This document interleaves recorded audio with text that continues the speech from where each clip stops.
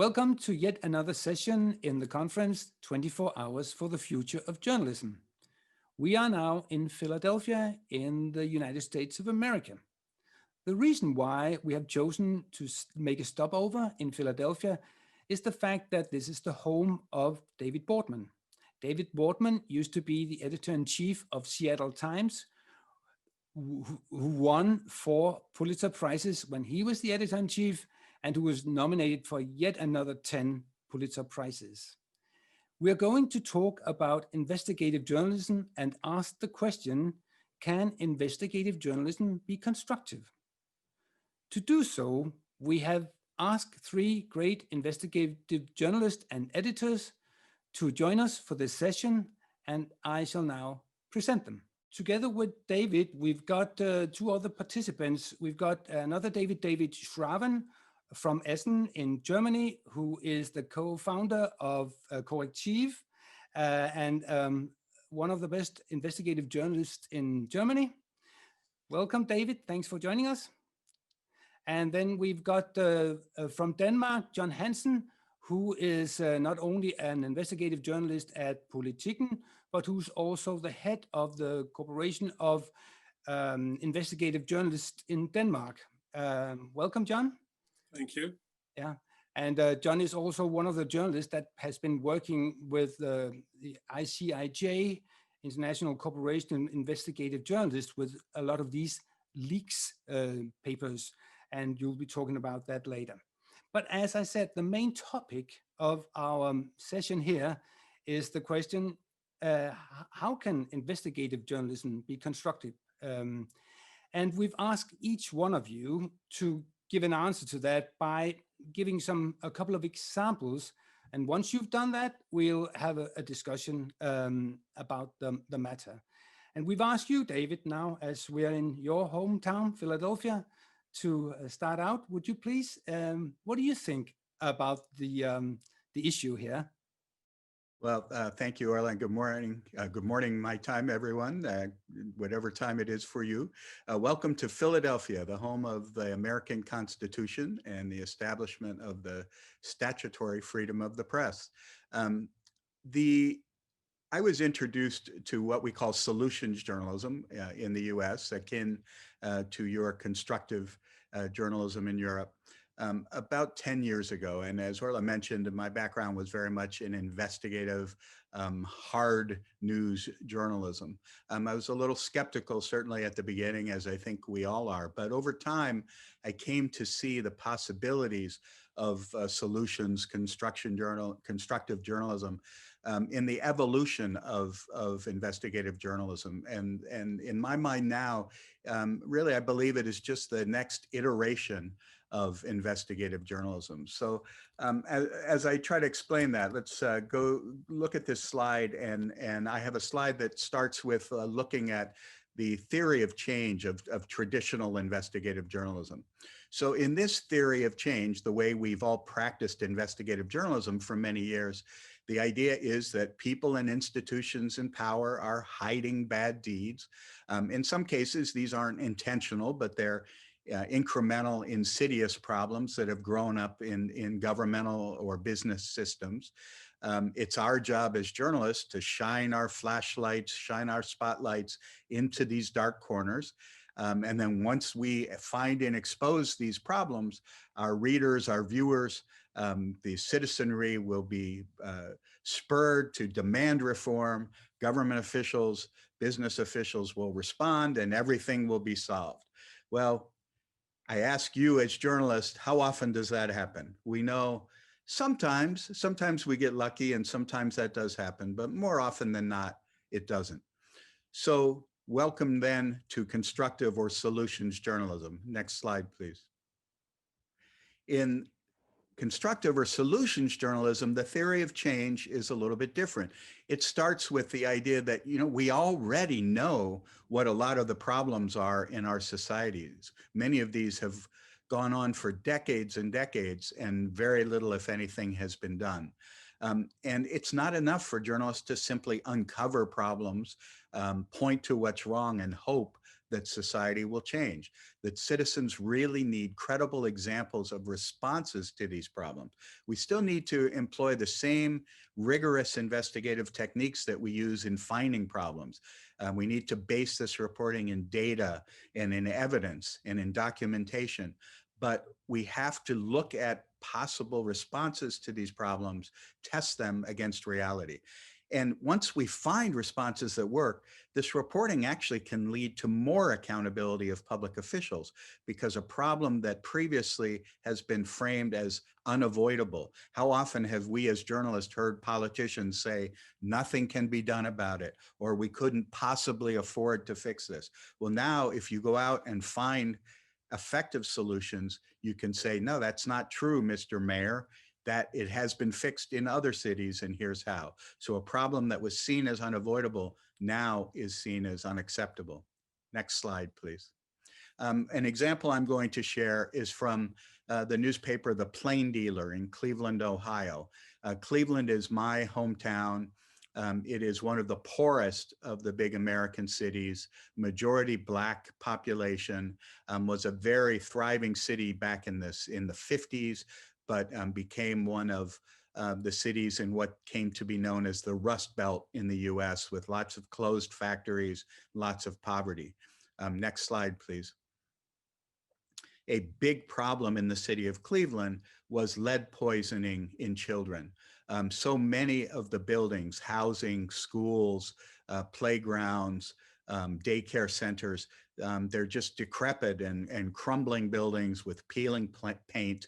Children were consuming this paint, especially infants and toddlers, and the health results were really quite stunning in terms of decline in IQ, behavioral problems, and long-term health problems in these children. Next slide, please. The Plain Dealer took a constructive solutions approach to this problem. They went across the country and looked at how other cities, particularly other poor industrial cities, had dealt with this issue. And they found that there were far lower levels of lead poisoning in many of these cities. They found common sense policy fixes that Cleveland had not implemented and that their readers could understand. Next slide, please. The result of this was very dramatic impact. First of all, the public officials were held accountable by the people, and the health department director and 3 deputy commissioners were driven out of office. They more than doubled the size of the city's lead inspection staff. They passed a plan that proactively inspected rental homes before people came into them. And if they had a peeling lead paint problem, that had to be remediated before people could move into it. The state got involved and forced the city to comply with a list of reforms. The state published a list of homes into which people could not move. And the result several years later is that the rate of lead poisoning has fallen dramatically. This would not have happened without the Plain Dealer going out and doing solutions, constructive journalism. And again, this is not happy talk. This is not happy news. This is serious investigative journalism, but it doesn't stop with the problem. It carries that rigorous reporting to potential solutions. Back to you, Orla. Thanks very much. Can I follow up on with a question here, David? Now, how does investigative journalists react when you sort of present this method of doing constructive journalism to them? Often, the first reaction often is, isn't that advocacy journalism? You're advocating for a particular position. And I say, no, actually, what it is about is activating citizens. It's not necessarily advocating for any particular position, but it's educating citizens on what can actually be done, what's been tried elsewhere. Sometimes what's been tried elsewhere is replicable and transferable to your community. Sometimes it's not, could be a reason of climate or demography or any of a variety of reasons why it might not be transferable. But it empowers citizens and gives them a sense of purchase that there's something we can do, rather than a feeling of helplessness. Yes, but among journalists, the king of journalism is investigative journalism, and the Pulitzer Prizes are handed out to people who do exposures. You yourself, when you were the editor-in-chief of Seattle Times, had your journalists, they won 4 Pulitzer Prizes, and you were runners-up for 10 more than that. Is there any respect for constructive journalism among also investigative reporters at this point in the States? Yeah, I would say there very much is, and in fact, it's been dramatic and striking how much even the term solutions journalism has entered and been embraced in the lexicon of journalism here in the States, where there was tremendous cynicism and skepticism about it 7 or 8 years ago. Now it's really being embraced, and in fact, top editors, as I was, are demanding that their investigative reporters carry their reporting beyond just pointing out problems, but taking it into this exploration of potential responses. Okay, thank you. So that's the situation in the States right now. Let's move to Europe. Thanks very much, David. And let's move to another David in Germany. David, I think you have to explain us a bit about why you founded Corrective and what is the purpose of Corrective and what kind of work do you do? Could you start out there, please? Yes, of course. So Correctiv is the first nonprofit newsroom in Germany, investigative newsroom in Germany. And we started it a couple of years ago, 6 years ago, because we saw the need that when we put journalism in the center or investigations in the center of our efforts, we need to have a new organization, a new way of proceeding. It's not about newspaper journalism where I started. It's not about writing lines. It's about finding a story and follow her wherever it leads. And afterwards, when you did your investigation, then you look for a way how to present it to the public. For example, we at Correctiv, we publish ordinary features or stories. We do documentaries, but we also do graphic novels or theater plays or whatever is necessary to explain a story in a way so the reader can understand it, or the listener.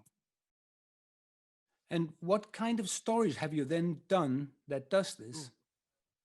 A lot of. We did a couple of stories on right-wing terrorism, where we exposed terrorist groups, but we published the story as a graphic novel, which became a bestseller. We did stories on the cum-ex business, where a lot of companies, banks exploited the taxpayers all over Europe, especially in Denmark, by the way. And we did that, and we presented this story as a theater play, and it happened to become awarded the best theater play of Germany last year, which was pretty good. And then we had a couple of stories on the downing of MH17, international stories, but also very local stories. And how do you then, when you start working with a story that is basically an investigative story and you want to reveal stuff, how do you then at the very beginning say, can we do this in a different way that we normally do? And can we perhaps add a layer of constructive journalism to it? Yeah, that's exactly what we do. And for example, when we start an investigation, we are just focusing on the story. What is the fact? What is the matter? What is important about it? Who is affected? First of all, we fill out a big pitch concept note where we define everything that is necessary about it. After we work through this pitch, then we say, okay, what is the way to solve the problem we are going to report about? Nobody knows normally, usually. And we are not about presenting like this is the answer to the problem we report about, but we try to figure out a way how can a solution be found? What would be necessary for a discussion to be facilitated to find a solution to a reported problem? And why did you feel that it was necessary to try to do this in Germany? First of all, because in Germany the problem is like all over the world. The news industry is declining; it's in free fall. A lot of newsrooms are closing down. We fear news deserts, as in the US. And I think, when you do the same with the same people, the same way, then you will get the same results. And we said, okay, let's change that. At least not the people, but the way how we do things. Now you're a non-profit and you're a startup. How do the legacy media look upon you? Do they think you're an odd one out, or do they try to pick up stuff that you do and implement it in their own news?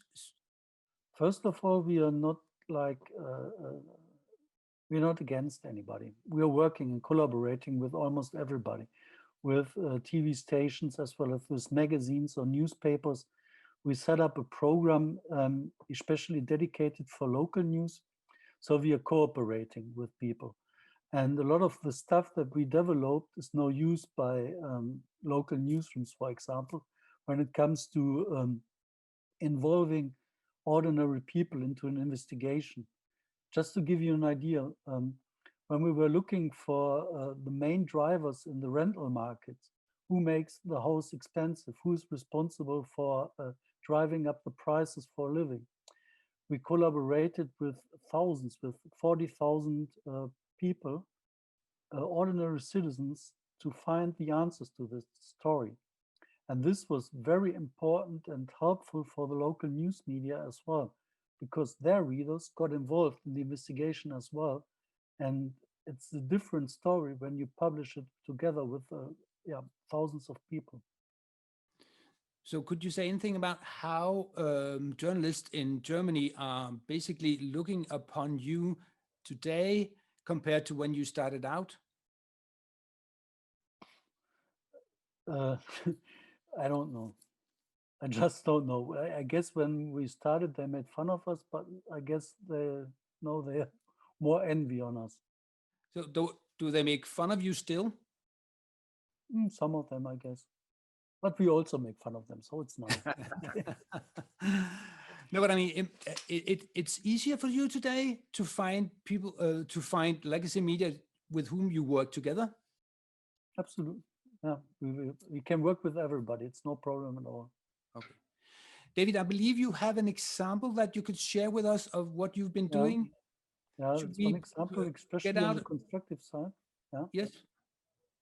We'll get it out, get it ready here. Unfortunately, the first slide is in German, but I guess it just to understand what it's about. Alte Apotheke, it's an old pharmacy. And here the pharmacist should sell pharmacy to people who had cancer. It's an important medicine. It's very expensive. But he decided it's better for him to sell just water, pure water without any medicine in it. And he could sell water for like 3,000 euros a dose, which gave him a lot of profit. But thousands of people were affected by getting water instead of medicine. And next slide, please. This is what we did. First of all, a typing in concept, I guess it's wrong, but never mind, my English is not the best. We set up a mobile newsroom, and the mobile newsroom is, we rented a shop, an empty shop next to the pharmacy next door, and we got our journalists or reporters into this shop. And after the case was public and people knew that there was something fishy going around this pharmacy, but they didn't know what really and what was exact the problem. And a lot of people, thousands of people were affected, but nobody got any answers to that, to their questions, to the case and whatever. So we opened up the shop, and all the investigating we did, we published of course, in newspapers, in wherever it was possible online. But people were also able to just drop by in our newsroom and ask their questions. And it was very important. For example, one old lady, age of 80, came into our office with all her files and said, "May you have a look at it? I don't know. My husband died, and I don't know whether he was also affected by this wrongdoing from the pharmacist." And we were able to check this on the spot and could give an answer that this lady or her husband were not affected. This was also very good in not only answering questions, it was also very important to get new sources. So whistleblower just popped by the shop and told us their stories on the pharmacy. People who worked in the pharmacy just came by in their lunch break and told us the stories that were going on in the cellar of this pharmacy. And it was not just for 1 day or 2 weeks, it was for 2 months. So we were able to get everything out of the pharmacy that there was, every secret, everything. This was the investigative part, but we didn't stop there. We said, okay, now we have all the stories. Now we need to explain you what is the answer to your questions, what is the problem and how to proceed. We got experts from all over Germany to drive to the city of Bottrop, which is in the Rust Belt of Germany. It's pretty much the same like Cleveland, only smaller.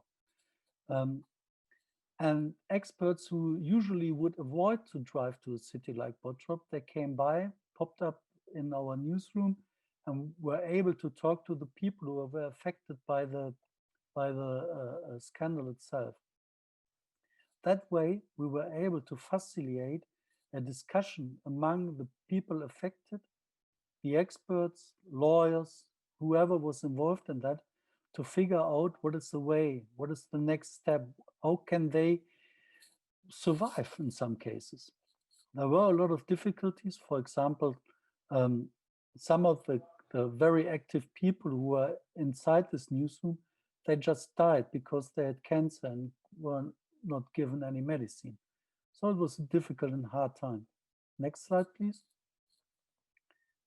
And this was one of the results of the investigation itself.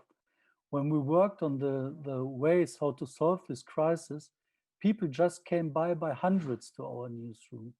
It was astonishing, and I don't know exactly how many people, but several hundreds. They came by, they had discussions on the street, they went over to the corner to the pharmacy, and they demanded change, and it happened. The laws were changed. You know, the ministry of this country had to put in place completely new regulations on pharmacies. So something like that couldn't happen again. All these people were able to get damages for what they got. It was just a couple of days ago that they got their damages.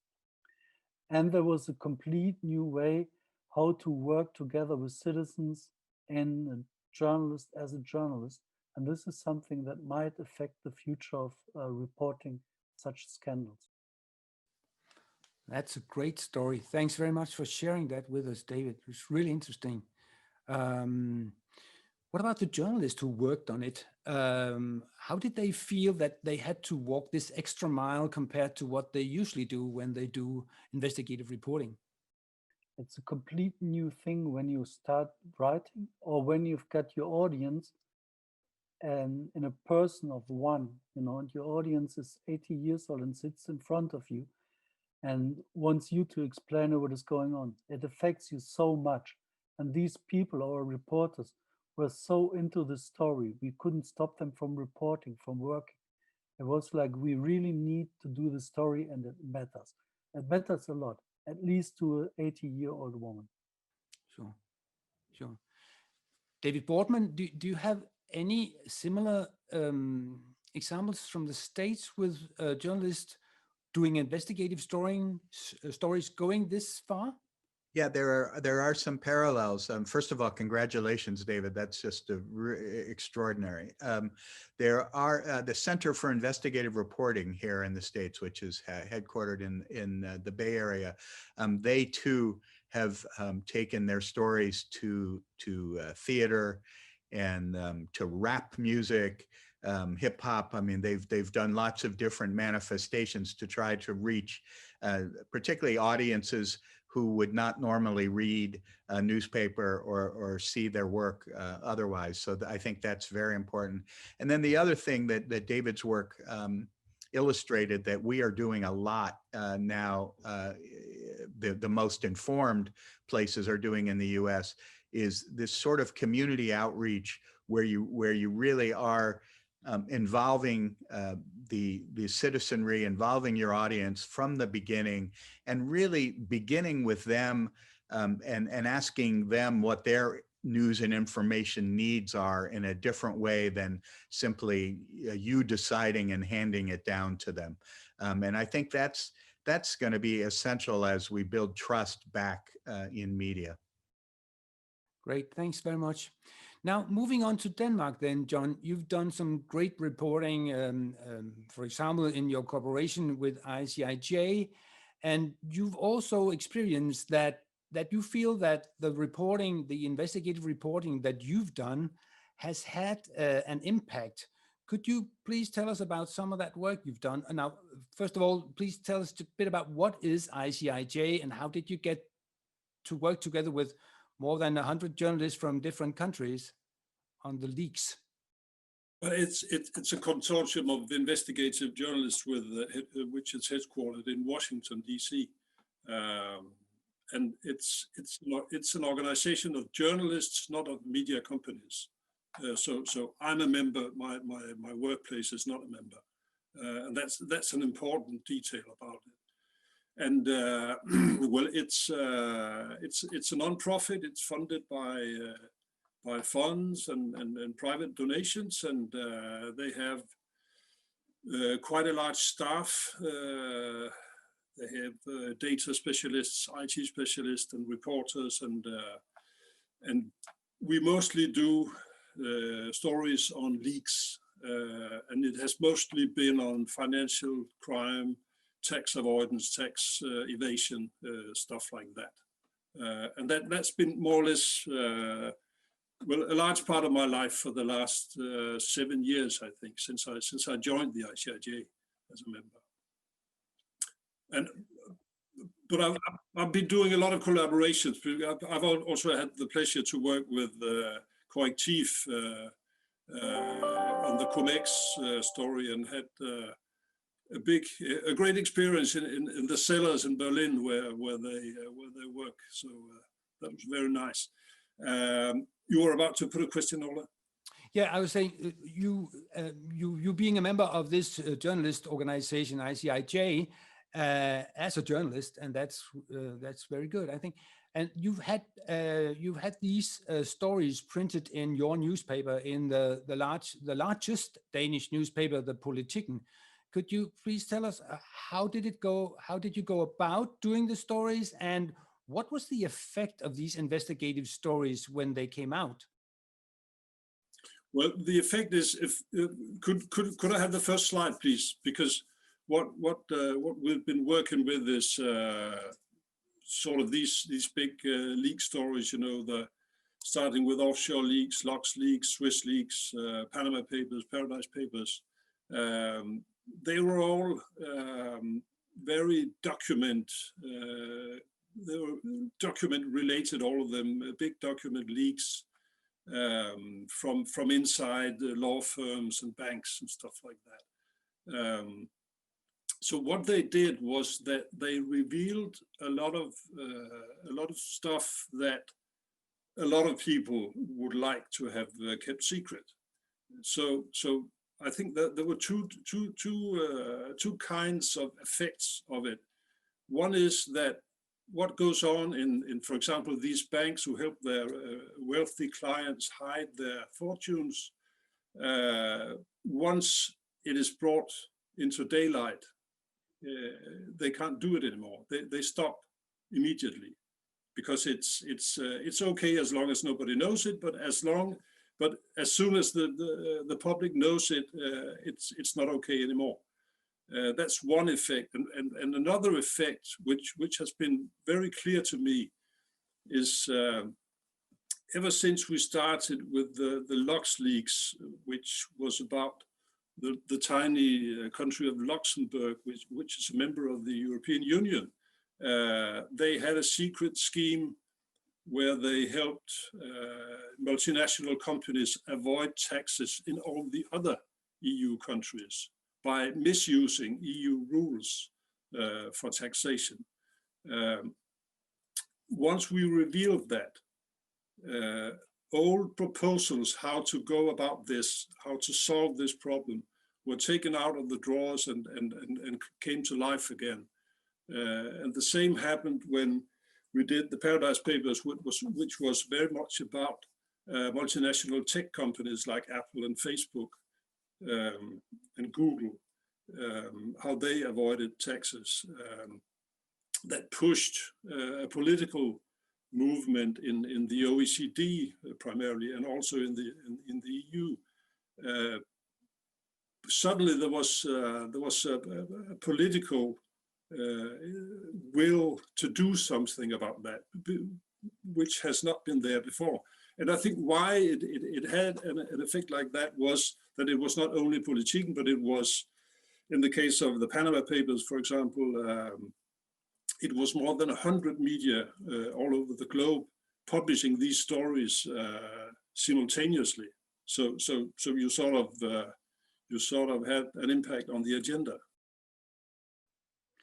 Right then, and this, John, is classical investigative journalism that comes out, and when it does, it makes the politicians change the laws. It makes people react, whereas in this case, you didn't start out yourself thinking, I need to do both investigative journalism and constructive journalism here. Is that correctly understood? Yes, sort of. I think we did two things. We tried to describe how has this been solved in other parts of the world. For example, how do you deal with taxes between EU countries? And we had experts to describe how's that solved in the US, for example. And then we tried to, another thing was that we tried to make it very understandable. For example, in the Paradise Papers, I explained some of the mechanisms by going to a store in Copenhagen and buying a pair of Nike shoes, and then describing where does my money go when I pay for these shoes. They disappear in a company in Holland, and then they go to Bermuda. So that was the way, to try and make people understand that this is something that affects you directly. Fine. And I know that you also did another story, because normally, as you work as an investigative reporter, you'd go for the story and you would print it if you got something revealed, basically. And I know if you get the other slide that you did, if we get that out, could you talk about the story where you tried to find out whether there was a tax evasion on a large Danish company called the Lagkagehuset, and then you found out that perhaps the investigative story wasn't quite there, but then there was another story. Could you talk about that, please? Yeah. It's an example from this summer, because during the Corona crisis, the Danish Parliament tried to help businesses with different kind of economic relief packages. And then a national TV station, they published a story about some companies who use tax havens on the one side to avoid or to minimize their tax payments in Denmark, and they received money, even though the parliament had decided that companies using tax havens should not be granted relief money. And I wondered, because I've been dealing so much with tax evasion, so I had researched that issue myself a little bit, but didn't publish anything about it. because I didn't find any wrongdoing. But if it was true, of course it was worth reporting, because if you do not want to contribute to society, but now you want to benefit from what other taxpayers have made possible for society to do, of course that's a story. And the story named a few companies on this list. And one company in particular became some sort of symbol of this alleged, what you could call double standards, at least. It was a chain of bakeries, or it's a bakery and a cafe, a chain of those called Lagkagehuset, which is sort of the house of birthday cakes, I think in English or something, which was owned by a private equity fund. And then what happened was a very well-known Danish writer who has a lot of followers on Facebook. He posted a very aggressive update, I would say, about this. And within a day or two, the demand for boycotting Lagkagehuset was all over the place, and it became a regular shitstorm against this chain of bakeries. So I decided to try and find out what were the facts behind this shitstorm. And it proved to be almost without any merit at all. The rules against paying out relief money to companies who used tax havens, one, they did not apply to the money that Lagkagehuset received. Two, the tax havens they are using are not covered by the decision in Parliament. And it's true they have not paid any corporate taxes in Denmark in the 3 years since this private equity fund took over.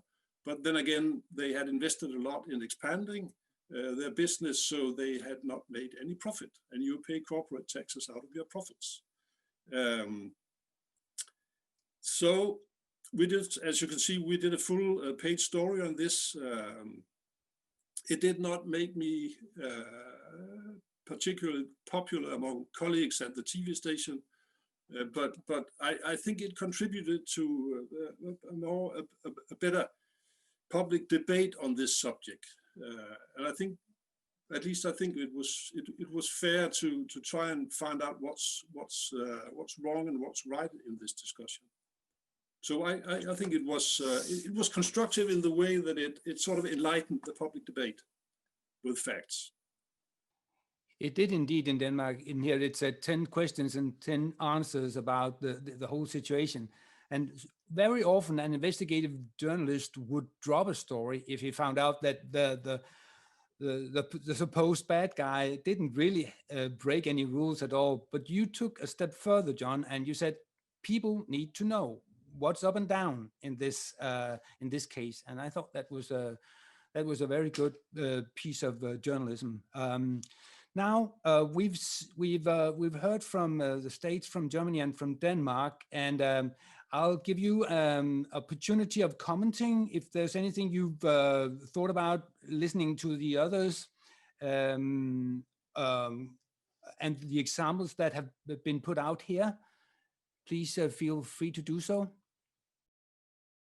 I guess I'll go first here, and certainly, I mean, I know the world is very aware of the chaos we've been through in our country over the last 4 years, and the attacks on the press from our president, and really the profound breakdown of respect for and trust in the news media. And I think the examples that we've seen here, from particularly what we just saw from Germany and from Denmark, and John, I really want to applaud that last piece that you did. To me, that's the mark of an outstanding investigative journalist, is one who will let the story go where the story is going to go, and not just begin with having the story figured out before you do the reporting. And to me, that's a great public service, and that sort of reporting is the best way to, I think, win back the public's trust, and to show that we're not just about raking muck, but we're really about finding truth and then explaining it and presenting it in some of the ways that David presented. So that's the challenge, I think, ahead of us. And in the U.S., we are the victims of this very bifurcated, siloed information stream in which we really have two different realities here in the US. And I know that's happening throughout the world and in many countries in Europe as well. And I think the best way for us as journalists to fight back is to find new ways to report, find new ways to tell stories, and really dedicate ourselves to demonstrating to the public our dedication to truth and our dedication to serving them in the ways we've just seen. You talk about, David, you talk about mistrust in media, and may I here bring on Matt Thompson, who is the editor-in-chief of Center for Investigative Reporting in San Francisco, with whom we talked some time ago. And we asked him, what do you think of the fact that the mistrust in media has grown over the years? And he said this. Could you please play the video? Because we asked him, what does constructive journalism, how can constructive journalism contribute here? And he said the following, and please read it. I think that it is wonderful to have journalists being engaged enough with the issues that they cover to engage all the way through to how might society move forward. I think that one of the problems that can drive cynicism in journalism is if the public sees journalists as being only in the position of calling out, of trying to find villains everywhere in the landscape, and not as a pivotal part of the democracy that is trying to move society forward. And I see the work that you do in constructive journalism as being, as asking that question, not just what is going wrong, but how do we move forward? And I think it's important for all of us to be asking that question. So I'd like to finish off by asking the three of you, as our conference is called 24 Hours for the Future of Journalism, what would it take for us as journalists if we want to see investigative journalism taking one step further on behalf of the public, of the people we serve?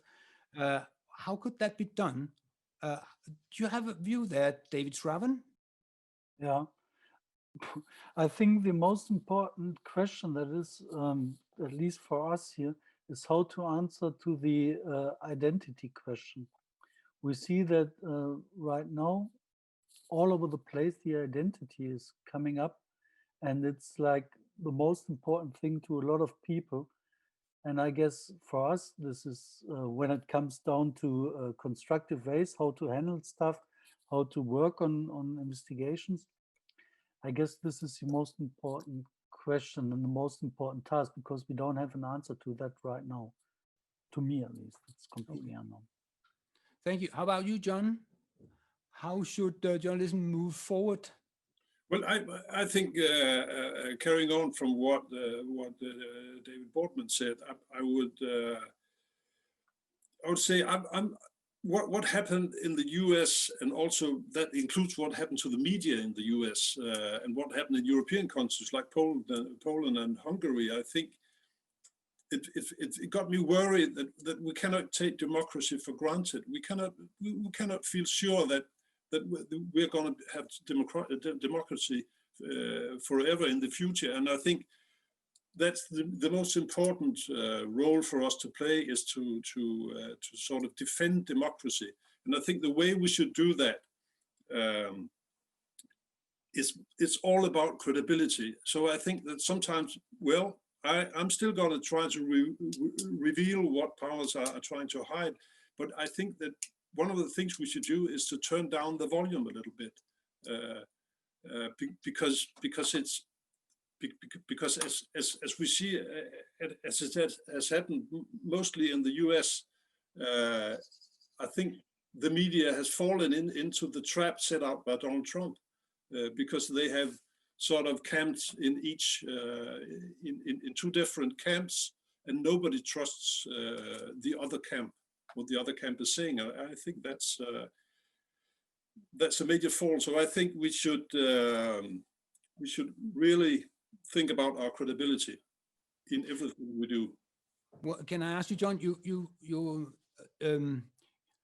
Any good journalist who does investigative journalism should be critical, and you've been critical in the beginning, also concerning constructive journalism, and a good thing that you are and were, because it keeps everybody alert.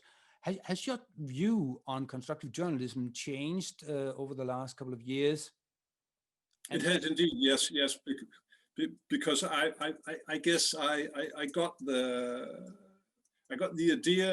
idea of constructive journalism a little bit wrong in the beginning, because I was too much focused, I think, on the idea of producing solutions, and I think as a classic journalist, I would say that that's not our business. Our business is to bring facts to the public, and then somebody else is going to tell us what to do about them.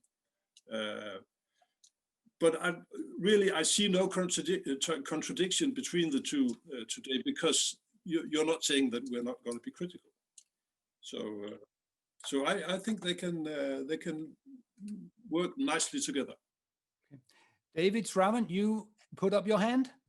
Yeah, right. I wanted to add something when I was talking about identity and what John was talking about.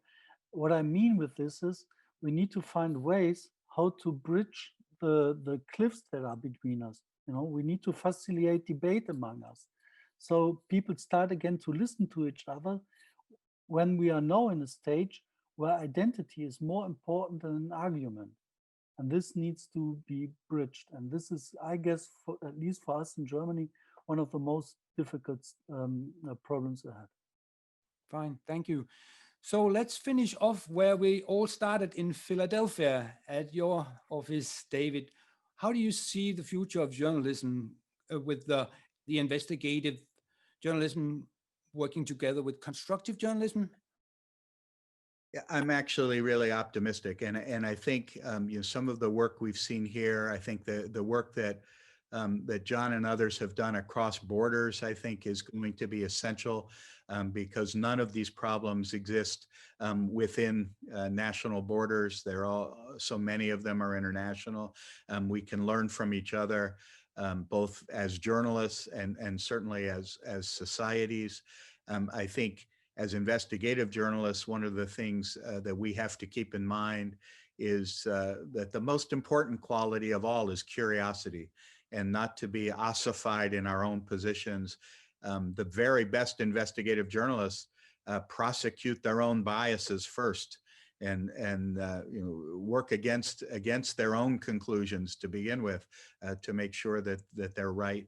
And I think constructive journalism, as its name implies, I mean, all of this is about helping us construct a better society going forward. And John is absolutely right. I mean, this 4 years for us in the United States have pointed out in the most dramatic way that democracy is a fragile entity that we cannot take for granted, and that journalism is at its very foundation. So not only am I hopeful that journalism and in both investigative and constructive journalism will play a major role, they must play a major role for us to survive. Thank you very much. That was a great way of finishing. Thanks, David. Thanks to all three of you, David Shravan of Corrective, David Boardman, former Seattle Times and now Klein College in Philadelphia, and John Hansen of Politiken and ICIJ. You really brought this part of our conference further on, so we'll move on across the states to see what other interesting journalistic subject we shall find there. Thank you very much, all of you. Thank you. Bye.